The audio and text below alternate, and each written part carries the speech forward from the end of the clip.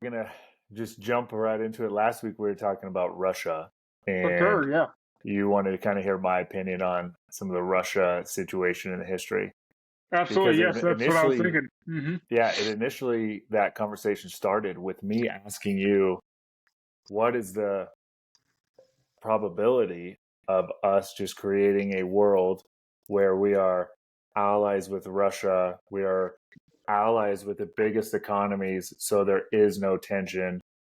Um, and hopefully everyone blossoms. Some people, it might be a slower rate, but then we kind of Right. went in the history of all that.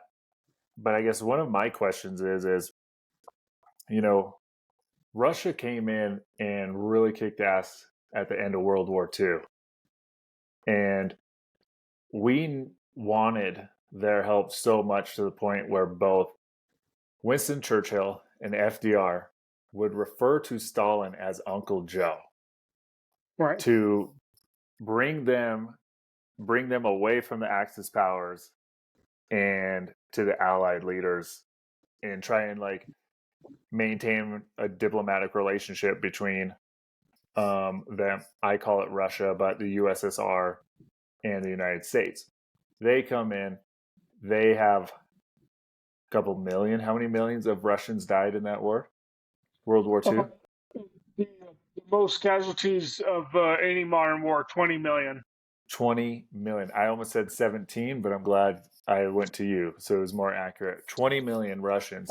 Although that is, to be accurate, the USSR in total. Mhm. Although Russia always bore the brunt, they were the main building block of the USSR Red Army, so they took a lot of the casualties. But it was all the other states as well, so it wasn't just Russia that took 20 million to face. Yeah, and then so then post World War II, you would maybe someone as naive as me with a caveman brain would say, why wouldn't we just all of a sudden be friends?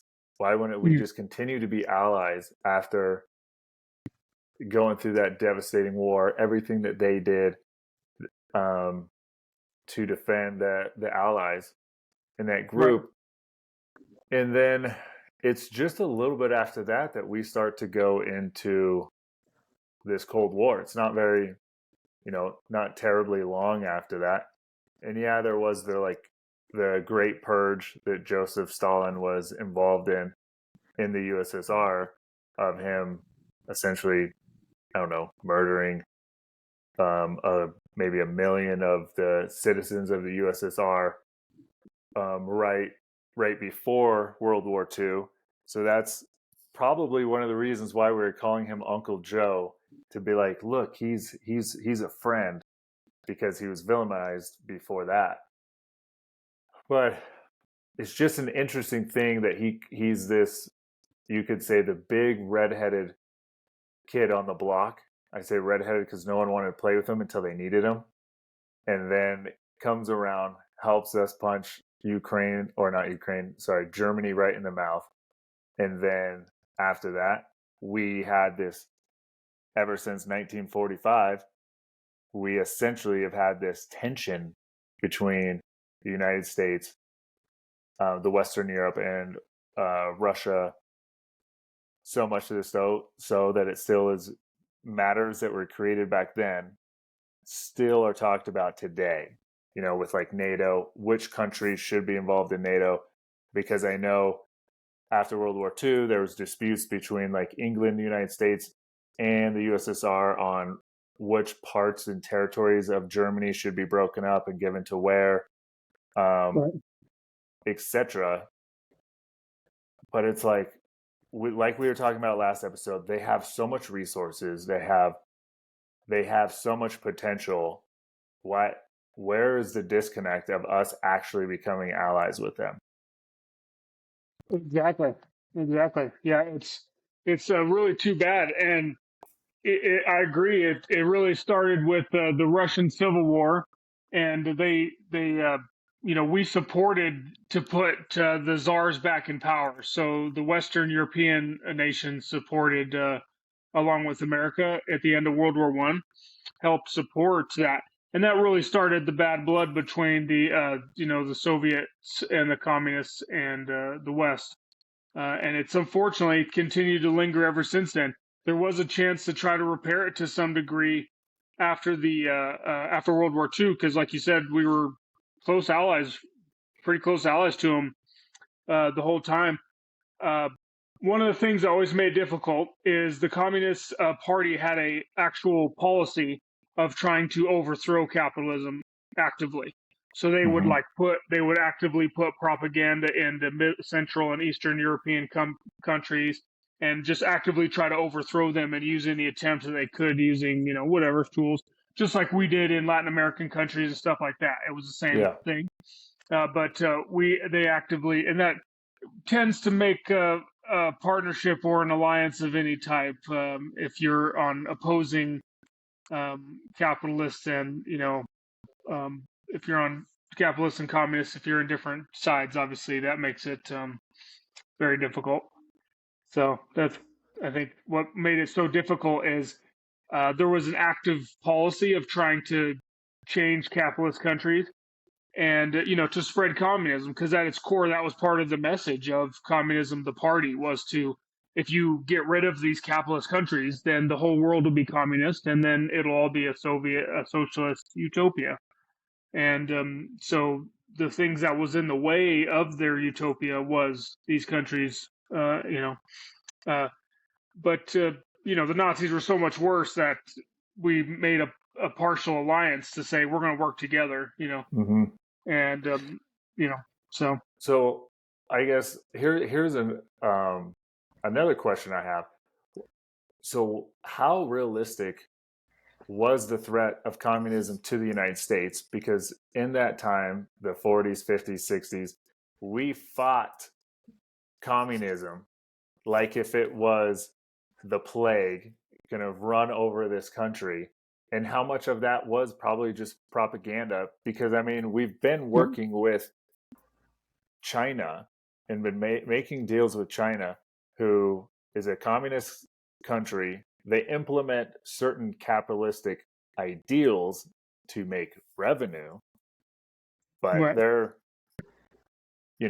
I just don't see a major difference from a China right now to a Russia then when you compare the two timelines.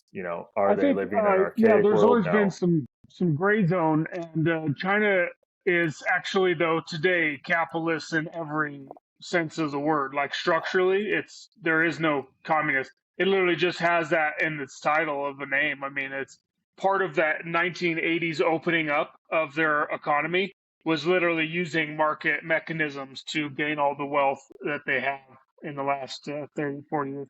So the whole core of that is essentially that the China's Communist Party today is not in any sense communist by economic policy. But back then, the Soviets, even then, there was some gray area. They would have some market mechanisms, but they really tried to actually really implement socialism. And they were really trying to, they had, think tanks and all kinds of different concepts that really was trying to do, Politburo was a classic example, and they'd have these councils essentially in regional areas that essentially were trying to predict and already lay out ahead of time all the demands that the economy would need. So instead of letting the market decide, they would basically top down decide. And I think we talked about that many times before, where that works if everyone always gets issued 2 tacos. But what if you want 4 tacos? And you'll pay a little more for those 4 tacos instead of just the 2 tacos. So, but if the policy was already set for everyone to get 2 tacos, then that's that socialism concept, at its core. I think in general, what you're saying though is that people really thought it might actually work and actually feared communism and socialism as an idea in the early 20th century. Because remember, it was very new. The late 1800s was Karl Marx's whole thing. So it was actually unproven whether it was actually going to be the new thing that was going to completely take over the world and actually replace capitalism. Time proved capitalism more dynamic and capable of dealing with problems. So capitalism won out. But today we kind of look back and say, why, but back then it was, imagine if you really thought it was an actual threat, you really thought it might actually replace our way of life. With that said, within the United States, there was never the Communist Party was never huge or threatening the state of any kind whatsoever. It's always one of the weakest of the countries. Now, Western Europe, I mean, France and England at times had fairly sizable communist parties, and in Central and Eastern Europe, they were outright sometimes winning, and other times the Soviets would help just nudge them into power with a little bit of money or military threats. So, it was a threat for real in Europe. And in America, there wasn't a real total, like actual threatening the state at any point. But, other countries, their allies in the West and Europe were falling to it. So, in Central Europe. So, and again, I think really the ideology is the more important part, where back then it was unproven whether it might actually work or not. And it was scary to think that it might actually replace our way of life. And that was part of what drove some of that Red Scare, that 1950s, outright, just when it was disproportionate to the threat that the Communist Party in America actually posed to the American way of life. It was more the idea that it might actually succeed in theory. Is my guess from it. So I could see how it could have an impact in the Western Europe, because a lot of the Western Europe countries have a lot of like really large social programs and have implemented a lot of socialist ideals for a long time, actually. Yeah, you can see remember, that. Yeah, exactly. You can see it had roots. You see what I'm saying? Yeah. It had roots. I mean, I think it was the 1920s, Sweden actually tried full-on communism for a couple of years and then went to socialism.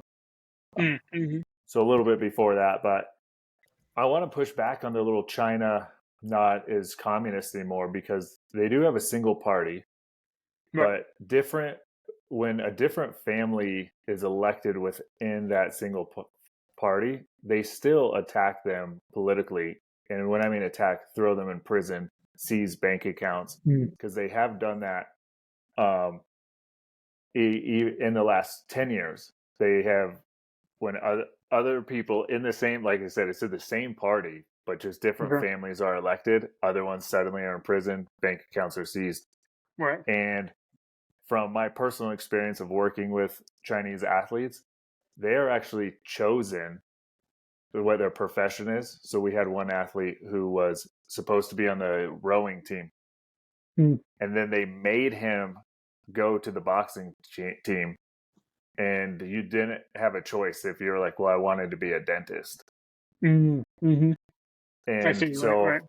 there's still a lot of that. I mean, they own they're in charge of, the government is still in charge of all banking, energy, telecommunications, things like that. So there's definitely you're totally right. There's definitely a lot of aspects, and that's they're where always it's trying to steal our technology. Right. Right. Of course. Yeah. And try to use that to get ahead. I think Western Europe and China is a good example of just how blurry the lines between capitalism and socialism are, and how we want to clearly define them. But that's actually much more difficult. And I think a couple of things is, one is the Nazi Party also was a one-party rule. So it doesn't have to be communist to just be one party ruling it. It's essentially a dictatorship by party instead of an individual. And but yeah, in terms of the state control of many sectors of the economy, the China still does significantly. And I think what separates them, but so does, like you pointed out, some Western European countries and European countries, they have quite a bit of state influence on their economy, even though we would consider them capitalist and open market in general. So that's what's the tricky part. I think that, like you said, it's the layers of it. They have a one-party dictatorship and heavy state control over a lot of their economy. So that, in that sense, they still are a communist dictatorship. But in terms of like the Soviet Union era, I mean, they were at times trying to abolish money altogether. And I think you nailed it perfectly that what you said when the Chinese take out each other in dynasty battles, they seize each other's bank accounts. You know, Yeah. true communism, true socialism wouldn't even have money, you know, as Hmm. thing. So that's like they were really trying to really do that back in the day, and they have long since given up, and China completely has given up and uses market capitalist mechanisms to drive its economy, even though the state does have not just in the economy, but like you said, they even decide a lot of social aspects of your Yeah. life that totally is not even that we wouldn't even imagine here. We would think, oh, the economy is going to decide this and that for me here, but Yep. they're like they didn't even care. They will decide for you social things of your life. So that's a whole nother layer of it. Absolutely. Yeah. And to be fair with my nitpicking on China, um, I know you've heard me say that the United States isn't even a capitalist country anymore Yeah, when you actually exactly. start peeling back the layers. Now it's Right. unfortunate because I am a free market capitalist, For but sure. it's easy for, you get people to blame things on capitalism when it's really just crony capitalism. Right. Um, One party, I feel some people aren't going to like this. I've often felt that both the Democrats and Republicans are essentially the same party with just different colors and a different mascot under Mm-hmm. one rule with minor detailed things here or there, Right. which if you almost look every 20 years, one might flip. I remember when Clinton was inaugurated, he said one of the biggest threats to the United States is illegal immigration. And then when Bush goes through, they picked up that they were against illegal immigration, and Obama was like, "Nope, we're not against illegal immigration." There's just so many of those little things. Like, what is our For sure. party gonna? What's gonna resonate with our party that the other party hasn't really been pushing too much lately? Right. Um, I just feel like you know we could almost be under one party. They just use two different names. But we've talked Absolutely. about Yeah. that. They're all from the same fraternities. They're all hanging out. Right, right, Um, and there's definitely some. It's elite power structures, you know, and they've centralized a lot of that, and they call it different things, and they pretend like different mhm. things, but it's a different kind of charade than in China. So there's those elite power structures no matter where you go, and it was in the Soviet Union as well, even though they pretended it was all for the people, you know. So it's always a that kind of game. It's just about how you play the game, you know. Yeah, But with that said, of course, we can agree that say you wanted to be a swimmer instead of a boxer. The difference is at his point when you have both countries are similar in elite power structures. The differences come in that the U.S. government's not going to say that you can't be a swimmer or a boxer, unlike yep, China's exactly. government. Yeah, So I feel like anyone in the United States can still attempt to be whatever the hell they want, which for sure. is which really makes us just so incredibly lucky here. Absolutely, that's your best shot. Is only a few countries, and we're one of them, and it's your best Yeah. shot at doing whatever you want. And it might work, it might not, but you get a shot at it. And imagine in other lands Hmm. where you don't even get a shot; it's already removed from the table. It's already removed from negotiations to do it. Yeah, and I would Yeah. argue you get a fair shot just as fair as anyone else, So in the United as much as States. possible, I think as much as possible. Yeah, I totally agree. But yeah, exactly. that does go all back to these see these different ways of how we go about things. In the Soviet Union, I mean, that was classic where they would tell you what you're going to do. That was literally part of Hmm. the social system. So to kind of allude to the Chinese things we're talking about. So in those two rival power governments, it was inevitable that we'd be enemies after when the Cold War started. Um, and essentially, I think what really underlined the fear of it as well is just like you said, although they lost 20 million, by the time the Red Army finished up World War II, it was arguably the most fearsome army on earth, even more threatening than ours. Maybe not necessarily our Navy. Our Navy's always been actually the power that anchors the whole world. And we often forget that. We think it's the Army or some kind of like our tanks or something. But our Navy has a clear advantage and has been basically the keeper of the peace ever since in world trade. All the world trade networks that cross through the entire world, including East Asia, right near China's border, we have ships that guarantee world trade, and that's our ships that do it. And so our Navy is a whole different thing. But in terms of their military, like on the ground, their forces in the in Western Europe, as they poured into Berlin and finished up the Nazis, that army was fearsome and could easily have kept going all through Western Europe, took France, all the rest of Germany, Italy, Spain, and without our army there, they could have easily done that because there was at that point these nations had exhausted themselves fighting the Nazis, and the Red Army was built itself up into a great strength. So immediately, almost from there, it was inevitable that there was going to be, a rivalry to defend that and keep that from happening. So I think I would argue that honestly, from that trajectory, we were going to be bitter enemies somewhat. But the real thing to me was like after the Cold War and the Soviet Union collapsed, our behavior afterwards could have really helped things a lot. And that's one thing that is unfortunate. We could have cleared the slate, because the slate had already been set generations before us by circumstances. But yeah, I would say I think late 50s, early 60s, the Soviet Union actually rivaled ours economy in size, and the Red Army was considered one of the best, if not the best, military in the world. It was a brief period, but it was definitely. I mean, you can imagine if you're a policymaker in America at the time, you're fearing that. That's your main focus. Sharpen your where your focus is is an army that could take all your allies out in Western Europe if they wanted to. Man, it's yeah, I don't know. It's maybe one day we'll see the two countries come together, but again, like we were talking last week, culture has so much to do with just a lot of this. It does. I think a part of that is like Stalin, and it wasn't just Stalin, it was even the people after him, the Politburo leadership afterwards.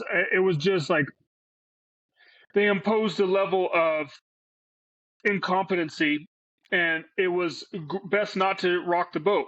But what is the core of economic innovation in capitalism? Rocking the boat. Like literally, that is literally the whole thing. Like you start in a garage and you do something that everyone said couldn't be done and all that kind of dynamicness. That's exactly the opposite of what the Soviet system rewarded. And so as a result, the culture was developed that I don't rock the boat. I don't question my superiors. I don't do anything like of that nature. And eventually, and unfortunately, it's what's so crazy to me is the state of the Soviet Union is gone, but the culture of the Soviet Union continues. And that is so much harder to shake.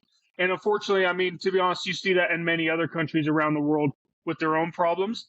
They're on paper, there's no reason why they shouldn't be dynamic economies and doing great and doing this and that. They got great demographics, but the culture that lingers within their society holds them back.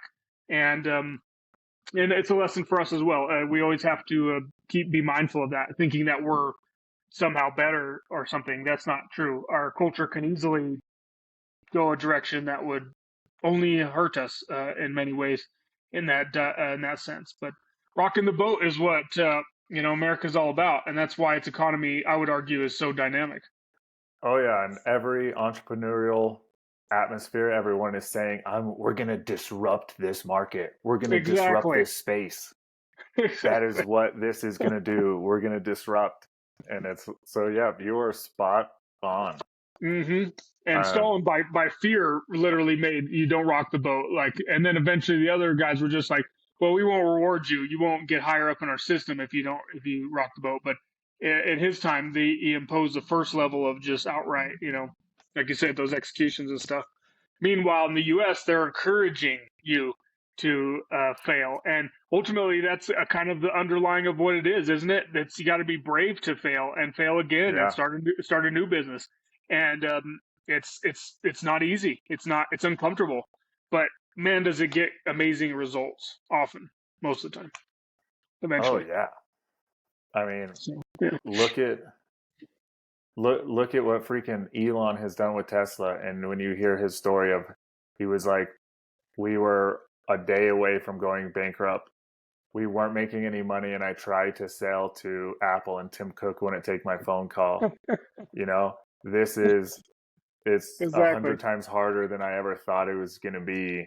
You know, just like, didn't think my own government would be going against me in this, but it's fucking all those obstacles, and Tesla is like the fucking most badass car manufacturer out there right now. Amazing. The I'm not. margins, everything is very impressive. Like, and I still remember to this day, and I've kept some of them, is the CEO quotes and people interview him saying it was going to fail. Not only was it going to Mm-hmm. fail, it was a scam. It was a Yeah. scam. Oh yeah, man. I mean, when maybe in 40 or 50 years we'll look back and we'll talk about how Tesla rivaled Henry Ford's Hmm. Ford Motor Company. Not Ford Motor Company today, but Right. the Henry Ford's Motor Company. Yeah, Um, exactly. I hope because so. I hope it's so. essentially, he's on, to me he's on that path. For And sure. what he is doing, yes, there's lots of car manufacturers, yes, Ford's been doing it a long time, but in the time that Henry Ford was doing it, people just thought they wanted faster horses. They Right. didn't know that they wanted an automobile. And then what he did with the markets, when it came to pay, when it came to work weeks, when it came to just getting the best workers, and how he took care of them, and the product that he was building. And he built a product, the same product for fucking years, and didn't change it for Right. years. He went probably longer than he should have, but was For still sure. pumping those things out. And there was And so much innovation behind his initial product that yeah, it was dynamic. Everyone was like, "Wow, I gotta have one of these. It's new. It's so fresh. I gotta have it. yes, I'll pay whatever." And then he was able to get the manufacturing costs where his margins were lovely. And then they're titans of the world today. So it makes sense, and I hope that Elon is right on that track. The guy's amazing in the sense too that he's not just a one specific type of dude. He's got SpaceX and yeah, many others that seem to be doing very well. So SpaceX is yeah. now, I think, last year launched more than all the other actual governments of the world combined. Not combined, but more than all of them. So that's pretty. That's insane. That's totally No, he is. very impressive. I do not know how anyone could bet against Elon with the things that he's doing. It's like, you just At this want point, to get kicked in your own dick if you're someone who's like, oh, I'm going to short X, and Elon owns it. Like, not X like the old Twitter, but just any product of his, and you want to short it. It's right? like, good luck, dude. And of course, I'm sure you've heard the stories of the shorts initially against Tesla were burned into the ground. Yep. They're already out of it. But yeah, I mean, I think at this point it'd have to be ideological, right? You don't like him because he said something about your party or your side or something Yep. you don't like. It certainly doesn't have to do with his success as a entrepreneur. That's pretty obvious at this point. Yeah. So I want people to think about this. He got 160 million for his part of PayPal. He Mm, put 100% of that into SpaceX and right, Tesla, and right. literally still lived on a buddy's couch. And then he is the only person other than Al Gore who's trying to save humanity. Mm-hmm. The Al Gore part's a joke, for those of you who don't know. But it's like, he is the one who's making electric cars, making them successful. Like, For sure, I believe he Al he Gore is the sold one. books. Yes. You know, he single-handedly is, you could say he's trying to help our First Amendment by buying Twitter, Right. regardless of how political that may be. But he's taking his own funds and doing that. For sure, yeah. He Yeah, exactly. I agree he's with all that. helping he's helping with SpaceX. I mean, they're going to be the single largest transportator of goods that will be in days, and they're not going to be on ships. that's going to just fucking leak your oil all over and kill all the fishes. Mm-hmm. Yeah, You know, exactly. Multiple fronts, like multiple fronts, so he's many. making huge advancements. This guy is allowing internet in rural areas in third world countries. Uh, we got to find a way to get some stock in Starlink before it I goes know, public. I Uh, know, yeah. if they ever have one of those openings, but Starlink, freaking just everything that fucking dude is doing. Like I said, I mean, it's one thing you'd think it might be a fluke in certain conditions, perfectly lined up, but if you can do that in multiple different industries and fields, you have a clear talent. You're clearly like extremely capable at innovation that many people are missing. It's one thing if it's one, but if it's multiple, that's such proof. But to underline what you're saying is a great example, and the whole thing we're talking about is many of those when Tesla first started, many of the biggest naysayers and haters were actually would go on Bloomberg and what have you, and that's the ones I have recorded. Would be the CEO at the time of Ford, of Chevy, of Mm-hmm. etc. So even not just the state discourages innovation and rocking the boat. Even other old established industries don't like people rocking the boat. But Yeah. nothing builds more innovation than rocking the boat. So you can see that on a Soviet state level, it gets even worse. But we have that inertia problem even in our own economies and Mm-hmm. governments and stuff as well.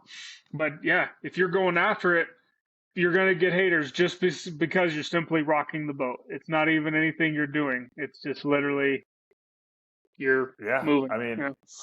and even Bill Gates had a large short position on Tesla. And Mm-hmm.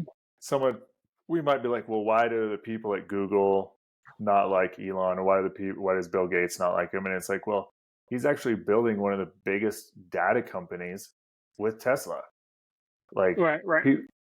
he is literally just, those machines are just collecting useful data for the benefit of us humans. I don't know Right. if you knew this, but so they have the most advanced airbag deployment system in the world. It's actually safer to not wear your seatbelt because it understands your weight, your height, if you're leaning, if you like to lean, Mm-hmm. what you're doing in the moment. So every one of those airbags deploys based on your actual physical features, where you are in the car, how it's impacted. And every 24 hours, it is updated with new data from all the Tesla models of where the person's body is, how they're going, how fast, how the body is moving, and then any accidents, so they can deploy even better, even safer. The Huge innovation. Huge dude, rapid innovation. yeah, and it's like, how could you not want to support someone who's creating the most safest cars, not one notch above? Back when like people would be like, oh, Volvo was the safest. It's like, well, it's only this much safer than the next one. He's going 10 fucking leaps safer than any of these other Exactly. cars. And when That's what's you, so weird is traditionally the left was about saving the environment. I think I'm of the type that if the planet's the planet, then there shouldn't be any political alignment with it. Taking care of it should be like, you know, common sense for all people. But that's how it was aligned initially. And the craziest thing is that he's now maligned as some rightist and some fascist or whatever, depending on the yeah, nonsense. But he would arguably doing the most actually to help the yeah, environment and help the planet by far and away. Bill Gates, I mean, and others, they would write a book or do something like that. And honestly, a book uses a bunch of trees, and you could argue that's not even a big deal. But is that really helpful, or actually going out there and making innovative companies that make it actually practical? And that's yeah, far more useful. And instead, so the people who would once totally agree with him from an environmental point of view now just don't like him because he's not part of their group. So yeah. that's how silly and short-sighted a lot of those concepts are. Do you really actually care about the environment? Then you should support him, even though he doesn't say the things that you want to hear on your little group thing. Totally agree. And another guy is Jeff Bezos. So many people, I don't understand where in America, in what time frame, because we used to have this capitalist mentality. Anyone, if you just pull up your bootstraps, you can go and make it in this country. You can go from nothing to millions of dollars. Everybody has the opportunity. We were talking about that earlier. For sure. And we need people like Elon or like Jeff Bezos, because I'm giving an example. Because Jeff Bezos is trying to he wants to put a space station on the moon where people can live and reside in the future. Right. He wants to, what's it called? Planetary expansion, where he wants us to be able to live on other planets, live in space. He actually wants to help build a space station that goes around the Earth, right? And where you can live on, and the one on the moon. He wants to do both, for sure. And it's like, if you don't have these billionaire guys, and we go, nope, we want all the wealth spread across evenly, you're not going to have motherfuckers who are going to try and make electric cars and allow for, in 1,000 years, who knows how many years, 500 years, 200 years, us to be living on the moon on a space station where you can go back and visit. Because it's not because he wants to desert Earth, but why not expand if someone doesn't mind living in a space thing? And I don't mean mind because they're a slave. Mind because it's the most luxury hotel, just fucking, and you get to look at the view of Earth. Right. The essence of capitalism was the first British landowners in the Industrial Revolution pooled their money together to build bigger factories so you could make products more efficiently. So you'll have to concentrate wealth. It's essentially at its core part of the whole thing of what makes it work, which is why some people are just against capitalism to begin with, because its very nature requires you to centralize a lot of wealth. But I think honestly, it's a perfect example that you have to dream and go after it. And I actually think in a lot of ways, until we get more technologies down, the more practical one is actually the space bases, the big space bases. Yeah. Because if you build them large enough, you can actually have the same gravity as Earth. And that is essentially the huge problem with all other planets that's not exactly 1G like Earth, is people are going to evolve and get weird as shit. Like there's many videos I could send you where they're basically predicting what's going to happen to people on Mars after just a few generations. Imagine thousands of years, imagine tens of thousands of years, imagine millions of years. I mean, they could essentially, in every sense, be entirely different species, and in every way. Like not even just genetically, but just like they will, like for example, on Mars, when there's low gravity, your body's going to start to stretch out, and so they'll be much taller, but they'll also be much weaker. Part of gravity is bone density and stuff. Yeah, just withstanding the gravity of our Earth makes our bones and our muscles as the level that they are, right? And if it was much higher gravity, you would see much more density in our body. And same exact opposite, it works in reverse though. On the moon and Mars, we might be able to logistically have people live there, but they're going to turn into other beings that are not humans. And then you have fucking Star Wars, dude. You got Star Wars. That's where everyone is just fucking weird. So different. Exactly. That's how you'll get. And I argue that until we find life elsewhere, that could be where all the other alien species come from. Is literally it started from one planet, but if enough time passes, they'll mutate into entirely different things. They'll evolve into a whole different creatures that will be nothing like the original one. Yeah. So 2 points to that. So with what you said, just that very last thing, is how we might actually get what we perceive as aliens one day. Right. Let's just say, because if we think that everything is 1 billion something years old, then mathematically there should be other living organisms out there. But let's say we're the only one because we don't have any evidence of any other living things. Right. In X amount of years, 1 million years, that's when you're going to get every scope of alien that we've envisioned in movies Right. in our mind and stuff. It's because we went out into the world, and then when they come and visit back, it's like, you Exactly. are some alien looking motherfucker. Did you come in peace? But Exactly. Exactly. but I'm sure my there's actually official policy, like official scientific concept behind that. But I've been thinking about that a lot lately. That the only real aliens is might come from us if we're the yeah. only source of life on a known source of life until we find others. So I want to back up a little bit more about how we were talking about space station, living Mhm. there, Right. expanding, doing those things. Um, the electric car, if you're for the environment, let's support them. We can only do those things with capital and R&D. Right. Like Which take we concentration of money. Hmm. that is the only thing. And let's just say we gave we you went back 10,000 years.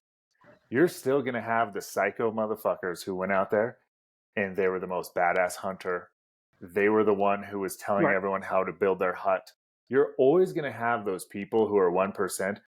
These days, we just look at them as either athletes or like an Elon and Bezos Right. because we look at it as you've accumulated wealth. But Right. 10,000 years ago, the same thing happened. Not everybody was the same. Not everybody was even. If you couldn't even support yourself, you actually didn't probably breed and fucking died. They would You, leave you you you behind. didn't. Yeah, we just didn't measure it by money, but the measurement was No, still there in other the ways. measurement was still there.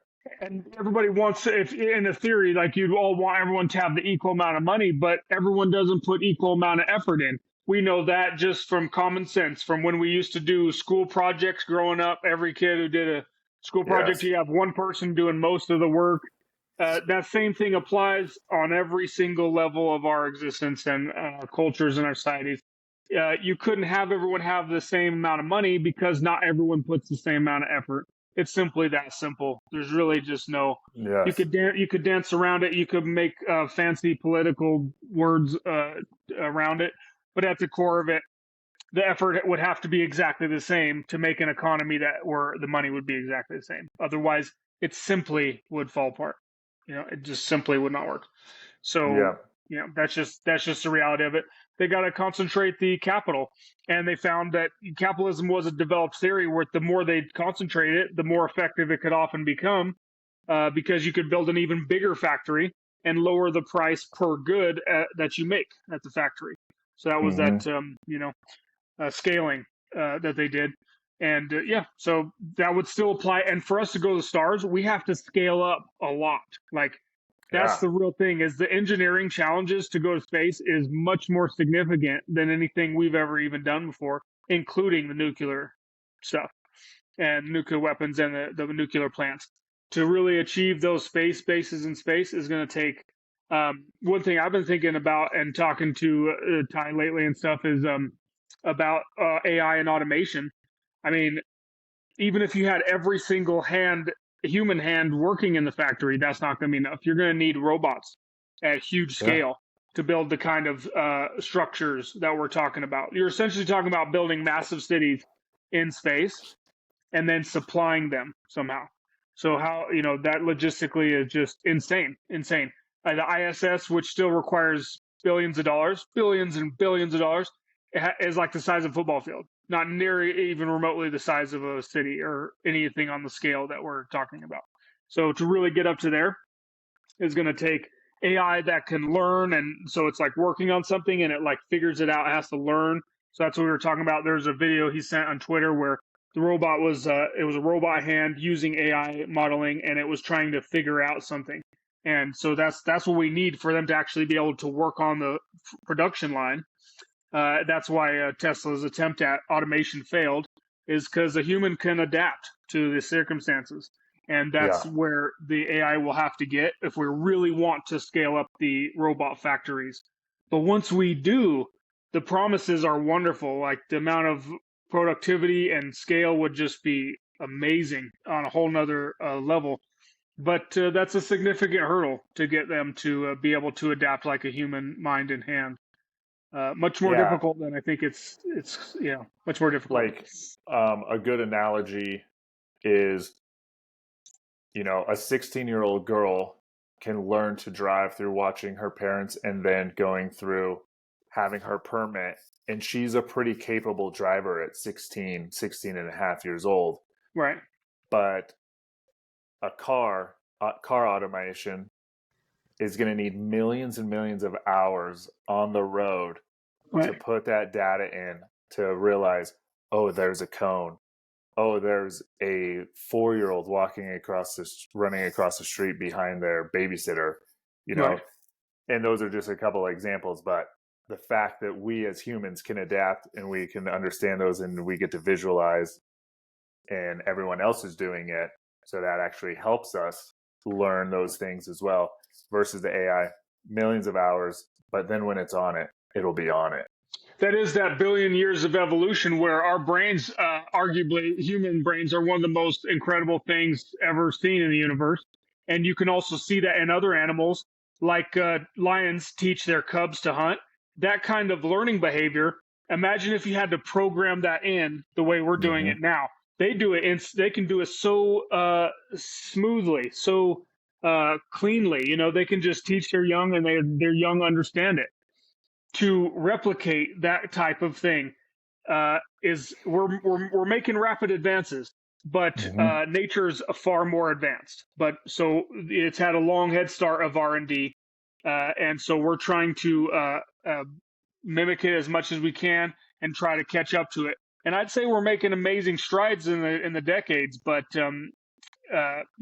it's an extremely difficult thing to actually get better than the human mind and hand at you're drilling in something and you need to adapt and change your angle, things like that. That's going to take a lot more.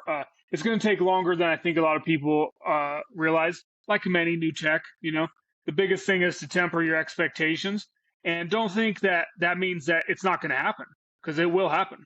It's just a matter of, will it happen like in the next quarter or the next next quarterly report or something. Everyone promising it, like that kind of stuff. That's just, that's with every technology I've ever seen, 3D printing, everything. So they always promise the moon and get everyone hyped, and then you do the hard work to actually get to where you promised initially. Yeah. And Exactly. AI will get there, but it also needs a lot of work before it actually is ready for the promises. And it's okay that it's going to take a while, because it's Yeah, going to let everybody adapt to it. exactly. We're going to figure out what a lot of these people who are in entry level jobs that are going to be Right. going, what are they going to do? Is there going to be a UBI? Is there just going to be whole nother sectors that open up for them? Absolutely. What Tempering entry the level speed is jobs good. are never going away? Maybe, I don't know what sectors, but Some will yeah, gain, some will lose. It'll be a yeah, dynamic thing. It won't be anything clear cut, I imagine. And but yeah, like I agree. Time is actually good for these kind of mm-hmm. things. I always think back of the Soviet Union, for example. They tried to create the socialist utopia really fast. So they executed whoever they did, they fired whoever they needed to, they destroyed any buildings they needed to. But letting it mature and taking the time allows it to actually develop into something sustainable, instead of trying to. It feels good to like the mind for some people to just like, we're gonna clear it all out. We're Yep, gonna wipe it all clean, and it's gonna be a whole new thing. But it needs something so complex, needs time to build and flow and find its magic. And I have no doubt that AI will have its magic. It just won't be, in the next quarter or whatever, dude. whatever the It's new like hype thing is. it's just like planting a garden. You got to put the Yeah, seed, give it a little exactly, water, give it some sun, and it's gonna sprout. But exactly. it's useless as a Exactly. sprout. It's You useless, just got to sprout. keep observing it, tending it, Exactly, maybe, some tender love and care, and then it flourishes. But it takes a while, man, before it exactly. actually even produces any yield. That's a very good analogy. And the Soviet example would be that if the next day it only had a sprout and not a full flower, you tore out the whole thing. Yep, tore it out, ate it, and said, "What the fuck was that?" Yeah, exactly. So that That is produced no yield, shitty yield. zero yield. So yes, Yes. you need time to let things develop, and that's my approach with all technology. And I try to temper people's hype with it and just be like, that's how our approach should be, though. That's how we should culturally teach people about technology is let it grow, let it develop. It doesn't need to be this huge hype cycle thing that we constantly go through. Because inevitably you have the articles talking about how it's going to change the world, and then you have the articles always every time saying how it's worthless and is going to do nothing. So you have these instead everyone benefiting from these articles that don't really help the average person gauge where this is going to help them in their life, the technology. Instead, you get this hype cycle that instead just essentially is fun clickbait for a few journalists and really doesn't help the average person with understanding it and applying it in their life and doing that kind of stuff. I've seen that time and time again now. So I expect the same with AI. But AI has such wonderful potential. And to give an example why the space base is so crucial is the gravity. And it would take a lot more work than to just land on Mars, but it probably has a bigger payoff. Now, with that said, I'm not against. I think people should be more open-minded. Go to Mars, and if you want to become a new species, by all means, go ahead. Try it. See what happens. I'm actually like a pro-life person in that we should try to spread life everywhere in the universe that we can. Okay. Just spread life everywhere, and it may have real bad implications. It may have real good implications. It may have things that we never even would have thought of.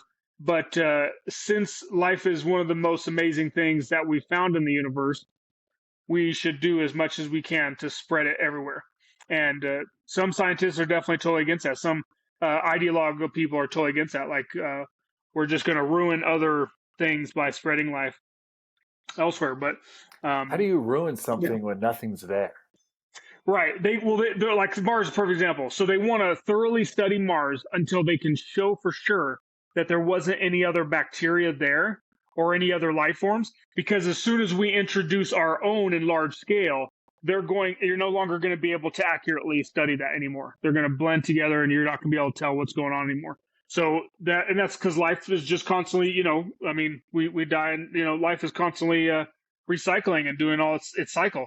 So the thing about it is sometimes I think we're too timid with the just getting life out there because we want to make sure that we, did every kind of archaeological double check all the way down the line. But then then they find an Indian arrowhead and they're like, we can't fucking come here. That's what I mean. You see what I'm saying? That's what I mean. Mars is blocked off, and we're like, what the fuck, dude? We're all ready. Like that's exactly that's what I mean in that sense. Yeah. And I totally, I love history. I would like it to be documented as much as possible. And honestly, what they do is they often underfund the renovation and the study of it.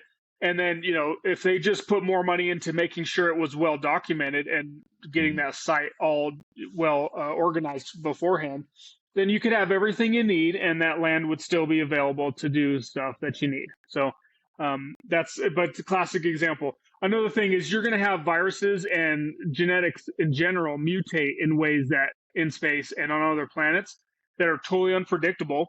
And, a lot of people are seriously worried about what that could lead to, like a virus that would wipe out all of humanity because it's like it evolved on, Titan or something. And it just changed in ways that we didn't expect. And it somehow made its way back here. Those are things introducing unknowns is the whole kind of reason of why people take that approach with space. It's because you're opening up black boxes that we don't know. But I say let's just go at it and see how life is going to go. Yeah, I got a two-parter. I am definitely you know that I am a believer in God, Christian through and through. But For sure. I definitely think that until there's the second coming of Jesus Christ, we should be exploring all these options, because had in my same belief, God would not have given us the willpower, the brain power, any of the materials on this earth that He created if He didn't want us to go do that. Exactly. It's like, I totally agree. We wouldn't have the computing power that is from our Creator if we are in the image of Him. Right. to go out and do these things. One, two. Do we know that there's bacteria on Mars, or is this just if there was bacteria on If Mars? there was, yeah, Okay, exactly. Yeah. because I'm like, hey, get ready, get your immune system up, Yeah, make sure you got exactly. your vitamin D, your vitamin C's, and freaking go, baby. Not Part me, of I ain't rocking the going. boat, Yeah, part of the risk and part of that, and that's what underlies that is to spread life. A lot of life is probably going to die in the attempt, and so yeah. that to reduce risk. And you can imagine if you had a trip to Mars and then people died on the trip, and then we'll never go to Mars again. You try and try again. That's the No, kind you of got it. that's what I'm Yes. saying. Yep, try and try again. That's the hard part. That's not the easy part. Yeah, too often we want to hinder advancements in the name of a person died, a person got injured, and Right, it's not a good way to live when we're looking at the humanity collectively, because right, oftentimes the things that we're doing is for the greater good of humanity. Like, absolutely. the fucking Tesla ran over someone because it was automated driving mode, and it's like, Right, well, you don't just crush that whole thing because of how much beneficial that can be to us as humans. exactly. Someone got ran over. It sucks, terrible, but it doesn't mean that we stop progress. Same with Mars. I remember that during that same time that was making the news rounds and was huge clickbait, there was also a video of this chick who just had a psychotic break and totally gassed it at an intersection at like 85 miles an hour or something in California. And it Mm. killed like three people, a pregnant person, pregnant woman. And it's just like, and the video is just like her slamming into all these cars and then the car just igniting in fire. Like it just literally just ignited. The amount of casualties that actually humans cause in that same amount of period. These kind of Mm. clickbait things make people feel this or that about technology and about AI and about Tesla, but it has no bigger context. Yeah. Has no bigger context of actually what's happening in the world around them. Reality is reality, and I totally agree.